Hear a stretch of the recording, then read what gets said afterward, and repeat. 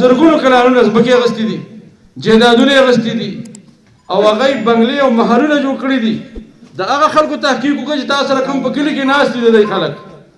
زه به یو مثال درکړم. زما په خپل کلي کې یو معمولي غونې کازوی او د خوړ د پاسه ما په ایمرجنسي کې په 2 لک روپۍ جوړ کړو. هغه وخت سره دی په 1 کروڑ 70 لاک روپۍ د خزانې نه راایستې دي.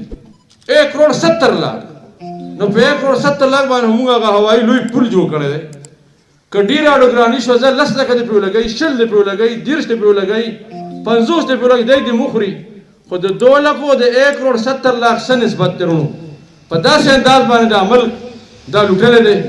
نو مونږ قوم د دې نه آګاه کوو چې رونو تاسو مخکې مونږ ازمایلي یو، ازمایلي نشي ازمایلی. ما د ټولې ضلعې خدمت کړی دی، د صوبې نه علاوه د سالمې ضلعې او ستاسو د ټوپۍ د خلکو.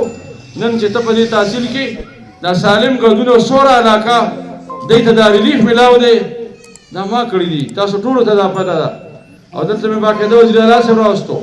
ستاسو د بچو دپاره یو اعلی سکول مې دلته 200 کناله کې د مینۍ په دې لاره کې د کوټې په ځمکه کې جوړ کړی و. بدقسمتۍ نه داسې خلک رالل. هغه سکول کې موږ په میرټ استادان لګولو. 45,000 استادان خو ما په میرټ بھرتي کړي دي. دې سکول کې په میرټ پرنسپل او استادان چې ستاسو بچي ستاسو خرچه نه کېږي او ستاسو بچي په دې خپل کلي کې اعلی تعلیم حاصلوي. دی ابټاباد ته نه ځي، دی پېښور پبلک ته نه ځي، دی مسافر ني، د مور د لاس توده ډوډۍ به خوري او اعلی تعلیم به حاصلوي. انجینران دې وتل، ډاکټران دې وتل، خو چې دا صدقېسر دې غونې خلک پرې نه راغلل. دا هغه خپل سکولونه وو، هغه خپل هغه سکولونو ته ترقي ورکوله. زه وزیر تعلیم وم، زما سکول نشته و، د هغه خپل سکولونه وو. هغې تباه برباد کړه دا سکول. او بیا د شهرام ولې وزیر تعلیم پرې راغی.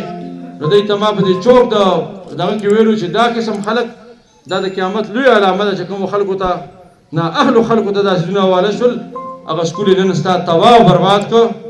دې باندې زموږ زړه خوږېږي ځکه دا ما ډېر په درد سره کړي دي. نو بي آر ټي باندې 26 ارب روپۍ راتلې، نو 126 ارب روپۍ په هغې باندې راوستې. نن پورې هغه کیس دا نیب څخه په عدالتونو کې په هغې کې موجود دی. دا صوبه ستا زما دا صوبه په دې باندې چې موږ حکومت واغست 28 ارب روپۍ قرضه وه. موږ د دې صوبې غټې قرضې خلاصې کړې وې. بیا موږ پسې د NP حکومت راغی 97 ارب روپۍ ته ورسېده. بیا چې د دې حکومت راغی نو نن ستا په صوبه باندې 975 ارب روپۍ قرضه ده. موږ ته دا وښیي چې دا قرضې حکومتونه چې اخلي نو هغه دې دپاره اخلي ترقیاتي کارونه په هغې وکړي. موږ خو په لږ محدود وسایلو کې NFC واډ موږ ته نور راکړی شوی. د بجلۍ رایلټي ستاسو د حق دپاره موږ مسلسل جنګېدلي یو. دا ډېر لوی تاریخ ته موږ چې څه کړي دي په دې 15 کاله کې. کوم انصاف او عدل مو کړی دی. کور مو په خزانه کې شریک کړی دی. ستا بچي ته مو فیس معاف کړی دی، کتاب مو ته معاف کړی دی، تر 12مه پورې جینکو دپاره مو وظیفه مقرر کړې وه. نن دی دا بیا فیصله په دې خپل حکومت کې وکړه چې اوس بیا د کتابونو دپاره پیسې ځکه دا خو هر څه لوټ کړل. لکه یو جوارګر چې په کور کې د چا پیدا شي خدای دې هر څوک وساتي، نو هغه جوارګر بیا د کور څیزونه خرڅوي. دی چې نورې پیسې خلاصې کړي د بورډونو نه پیسې اخیستل شروع کړل. او بیا د ټسټ بک بورډ 15 ارب روپۍ ته نن قرضداره دي. اوس دی وایي چې دا ماشومانو چې کوم کتابونه اخیستي دې له افسران مقرر کړي دي، دا به بیا ټولو په اخر کې او بل کلاس چې راځي نو غوښتل به بیا کتابونه ورکړو. د جینکو هغه 200 روپۍ چې موږ مقرر کړی په خپل دور کې د نن 20 کاله مخکې او د شپږم نه تر 10مه پورې هغه پیسې خو ډېرې مخکې بندي کړي دي.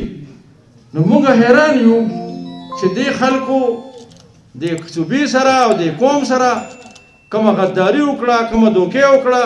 که تاسو دا خلک په دې نور څه نه پوهېږي زموږ د دنیا یې هغوی ته مخدور نه کړی دی چې دا غلي دي موږ سات یو. زه به تاسو ته صرف یو د دې خبرې دی وکړم.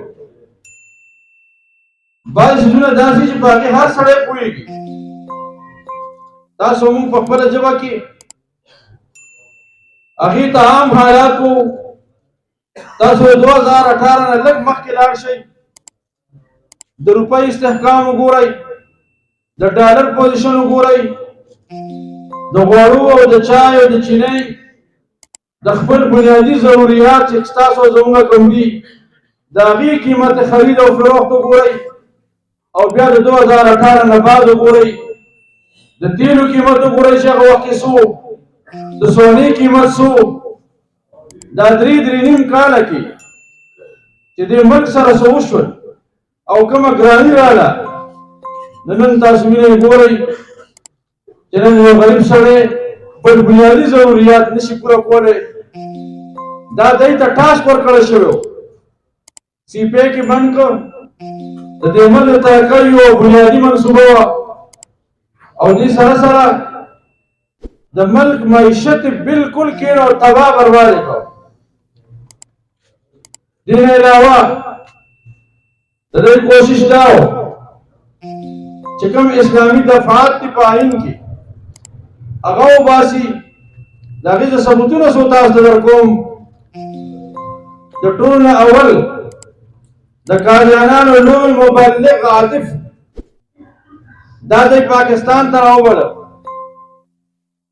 او بیا یې دا ووایي چې دی به د پاکستان معیشت ټیک کوي شکر وباسئ وروڼو چې په دې میدان کې د علما موجود وو بر وخت موږ د هغې نشاندهي وکړه او دی مو په دې باندې مجبوره کړل چې عاطف ته مو دلته د خپې لګولو ځای ورنه کړو